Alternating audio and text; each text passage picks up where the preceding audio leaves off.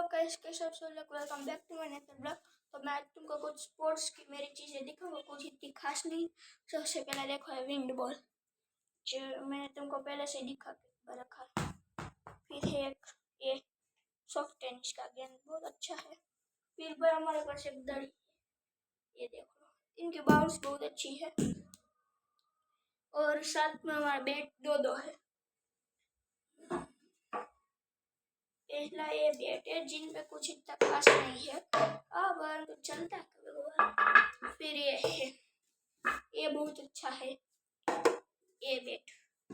हमारे पास स्टंप तो होएगी ही, देख लो है ना स्टंप। और फिर बैडमिंटन तो कॉमन हो चुका है, ये हमारे बैडमिंटन और इनका फुल।